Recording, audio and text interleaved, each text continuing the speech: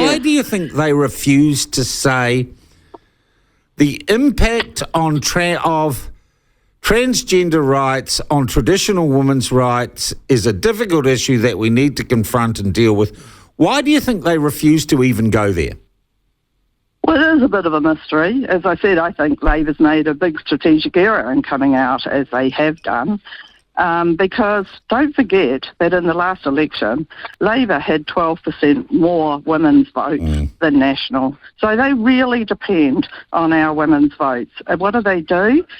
They actually trash us. And they've been doing that within the party for women who made submissions against the self-sex ID and the conversion practices. But the National and all Party the are trashing you too. It's not as if there's an alternative. Absolutely, that's correct. Absolutely. So where do you go, Jill? I mean, the Women's Rights Party, you're realistic. You're not going to get 5%. You're not going to get a seat.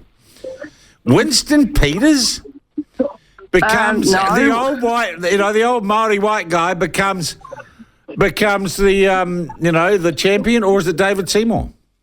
Well, no, we still want people to give us their party vote, because if you vote for David Seymour or Winston Peters, you're also voting for a raft of other issues, and no one's going to know when the numbers are counted whether those votes were cast by women who are objecting to this rolling on of all these legislations, which, don't forget, are also being rolled out through the UK, Canada, Australia. All the Anglo world is going for it. It's not a New Zealand only thing. So we do want people to vote for the Women's Rights Party on the party vote, because it's the only way women and men who are concerned about these issues can actually register their vote.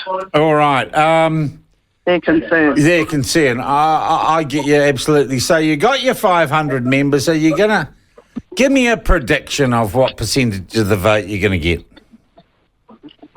I don't know, because we're totally cut out of the mainstream media. We're on the Cook Street Ferry right now going over to the South Island, but I've visited media outlets all over the North Island, and they're just not interested. They're just not open. Most of them, actually, their doors were shut, closed to the public, no longer having an office in Whangarei, for example, bought out by the Herald.